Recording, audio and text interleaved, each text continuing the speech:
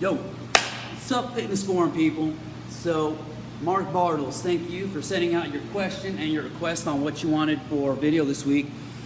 Specifically, he was looking for hamstring maintenance, how to take care of them, as in strengthen, flexibility, and general maintenance. So, I'm gonna go through I'll give you 4 different ways that you can take care of them. Let's say maybe 2 strength and 2 flexibility approaches. And as far as like reps, count, and all that kind of stuff, I can give you numbers, but you have to remember to take the time to listen to your body and see what is working best for you. The numbers I'm going to give you here are generally used throughout the industry.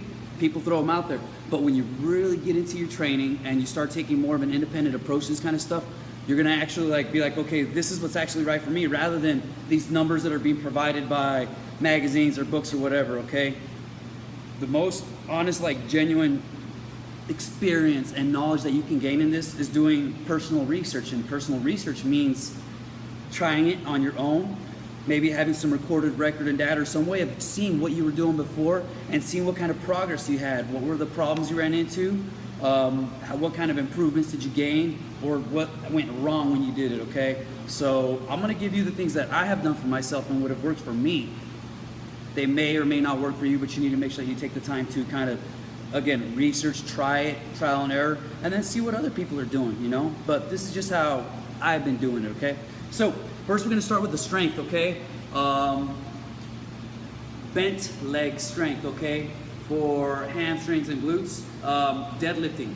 That works the whole posterior chain. So grabbing your bar, barbell, whatever, and just like we've done in class or boot camps before, you know, this is a glute hamstring exercise, okay? So you can actually get 2 exercises out of this at once. What I'm working here is my hamstrings, glutes, back, lower back, total body, really, okay? So that is a strength exercise. Now a strength and length exercise is the Romanian deadlift, or RDL. It's basically a deadlift, but you don't bend the knees. All you're doing is hinging from the hips right here and coming up. Notice there's very little bend in my knees. And as you do this right here with your weight, you can have a slight bend in the knees like you see me doing here. Or you can go locked legs, pulling in that core, coming down there. Look, my shoulders aren't rounded out. I'm keeping them back and proud. So as I come down, see how I have, for the most part, neutral or flat back? Still targeting the hamstrings through that movement, okay? So in 2 movements right there, deadlifting, that's hamstring glute, and then Romanian deadlifting, which is mainly hamstring lower back right there, okay? So those are your strength moves that you can do. Let's see, for at home, let's say you don't have a barbell or something like that, you can do something similar to that and just go single leg Romanian deadlift, or like I've done with you guys before, single leg floor taps. So again, you pull in that cord, protect the back right here, single leg, and all you do is down. Notice that I'm keeping this flat back as I'm coming down here, and up, okay? Down, and up. Now, sets, reps, or whatever, generally speaking, you'll hear somebody say, keep it simple, 3 sets of 10, okay? That's kind of like a number that's usually given for like standard hypertrophy or strength training, building a muscle, or when people are gonna do like a rehab, okay? So on that single leg work, 3 sets of 10 one leg, 3 sets of 10 the other. On the RDLs, Romanian deadlifts, or your conventional deadlift, 3 sets of 10, okay? So how to strengthen if you don't have a bar, similar concept. It's a bent knee deadlift on a single leg, okay? Since we don't have extra weight, or I mean, maybe you do. You can hold a kid at home or anything awkward, right? Any object. But you can do a bent knee single leg deadlift, okay? So I'm going right here, just like I'm holding the barbell, bend my knees, come down to about that point, and come up. Okay? Same thing, right? Except now you're getting the benefit of balance and strength. So you're getting this awesome little mind-body connection to being able to work your balance and build some strength and maintenance, okay? So it's a great way of doing it if you don't have time to make your way to the gym or the means to get to a gym, okay? Let's see. Let's do one that's specifically for flexibility, okay? By the way, all of these put together make the big picture. You can't just do one or the other. If you're doing both, you got a polished, well-oiled machine that is good for strength and length, not just strength. So you want to do them all if you can. For flexibility, here's a dynamic approach, okay? We do this in class. It's the ostrich walk or the wushu walk. Ostrich walk takes care of the hamstrings and lower back because you kind of let your whole body flow over when you do it. Okay, check this out. My back is rounding. I'm using the floor to pop back up, and I'm letting the weight of my back drop and come up, okay? The people that can do that typically are already kind of warmed up or aren't as stiff as our typical American who sits in chairs and doesn't train regularly, okay? So you might have to get a good warm-up before you jump into something that is dynamic like this movement. So just be mindful of where your body is when you're getting ready to go for it, okay? So that is a front view, side view one more time.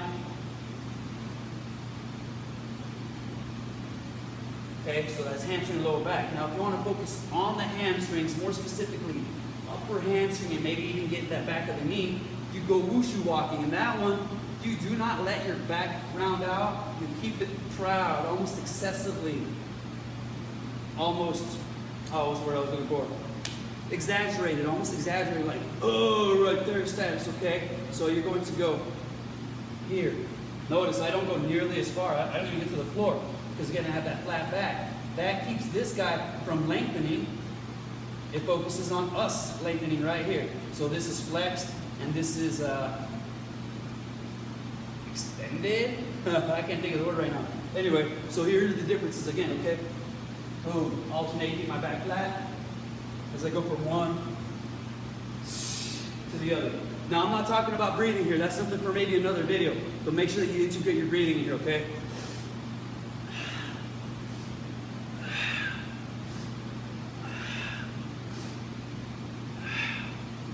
The focus leg being the one that is on the front and that I am sending this knee towards while again keeping this upright position in my back, okay?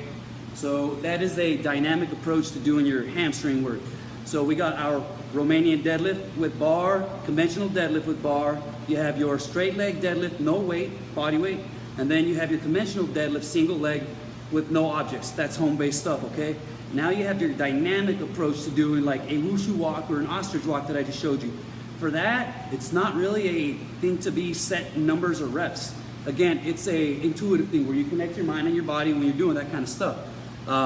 When we're in class, I give you guys 25 feet to go down one way, down the other, and then we throw in a mix of other things. So maybe what you have to do when you're doing it is, you know, again, research it on your own. How much before you're feeling flexible and good, and then when you go down, there's absolutely like no catching, no sticking. It just feels good and fluid, okay? Like anything else, like I said at the beginning of the video, 3 sets of a set amount of feet, space or whatever. And as you do it every day or every other day, whatever, just kind of start fidgeting with it, be like, okay, I needed another set, or I don't need as many feet walking into it because my hamstrings are in pretty good shape. So there we have a home-based and gym-based length and strength for your hamstrings. Now you have a way of doing this at the gym or at home, dynamic way, okay? So right there I have 1, 2, 3, 4, 5, 6, all right? There's 6 different approaches to hamstrings, okay? I mean, I can go into it and give you like another 2, 3 dozen other ways of doing it, but I like Bruce Lee's quote, the key to brilliance is simplicity sometimes, so we'll keep it simple. 6 might even be too much, but right there you have 3 different approaches. Dynamic, strength and length, and then some conditional regular strength movements, okay? So there's lengthening there, and there's strength, everything you need, okay? Start with 3 sets of all that stuff. And as you progress, let's say that you're like, hey, I want to take my hamstrings to that next level. I want to be able to take my forehead to my knees. You might add another, let's say that you follow doing all these exercises 3 or 4 times a week. Let's say the first week you do 3 sets. Maybe next week you tack on a 4th set.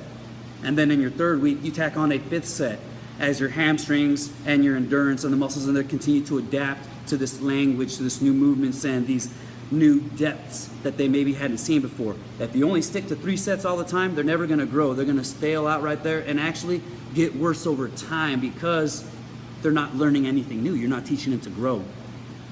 You can do that by either changing your exercises or changing how many reps or how you approach it, or even your timing and count, okay?